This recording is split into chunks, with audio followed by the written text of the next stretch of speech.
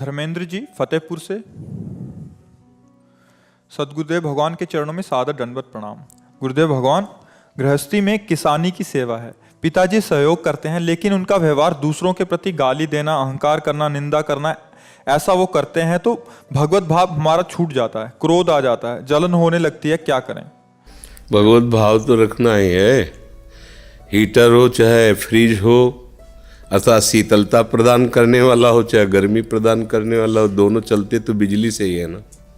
तो ऐसे गाली देने वाला हो या पूजा करने वाला हो, दोनों में प्रभु ही है, इसमें तो कोई संशय नहीं है। तो भाव क्यों बिगाड़ो?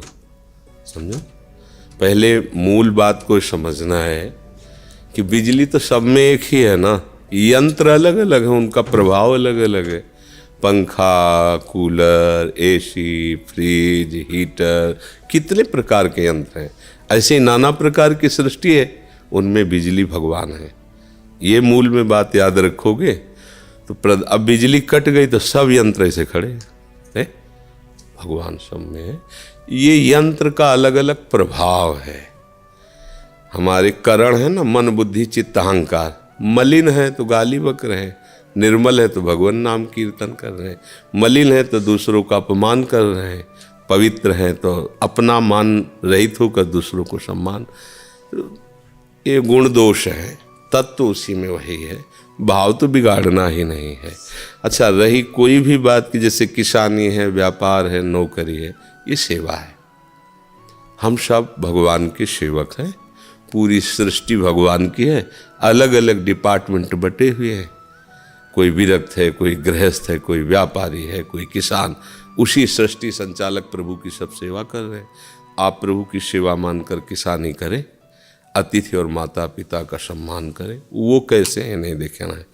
हम मूर्ति में सेवा इसलिए अच्छे से कर लेते कि मूर्ति कुछ कहती नहीं है, लेकिन मूर्तिमान प्रभु जब चलते फिरते माता पिता के रूप में है, तो देखो हमने देखा है वृद्धों की सेवा करके, वृद्धजनों की सेवा करो तो परिणाम में वो गाली मिलती है, क्योंकि वो भगवान ऐसा विधान रचते हैं। उनके पैर दबा रहे हैं, वो गाली दे रहे हैं।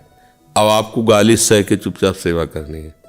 अगर उनकी गाली को सुनोगे तो फिर सेवा नहीं कर पाओगे।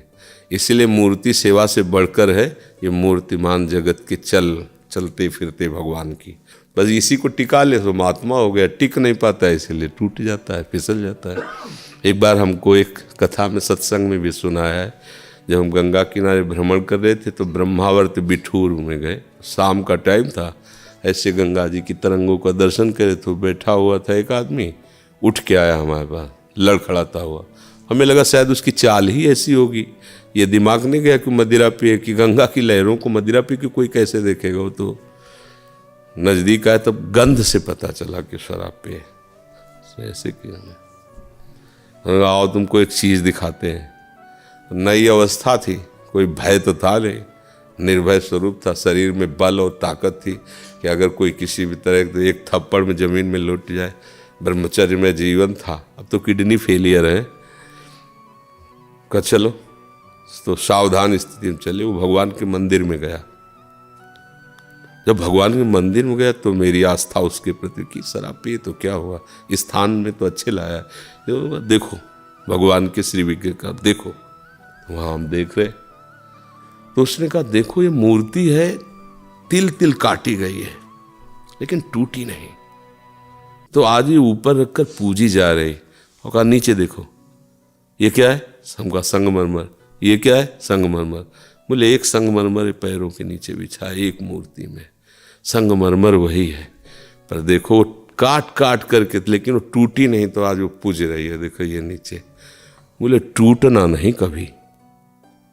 तो हमने उसको पंचांग प्रणाम किया था, जैसे गुरुजनों किया था। ये लीला तुम्हारी कुछ भी हो भगवान, आप मुझे उपदेश कर रहे हो। प्रणाम किया। हाँ, उन्होंने कहा जीवन में कभी टूटना नहीं, वो बस अंदर से। तो जब हम अपने प्रभु को देखते हैं तो हमारे मंगलमयी बात उनसे मिल जाती है हमको।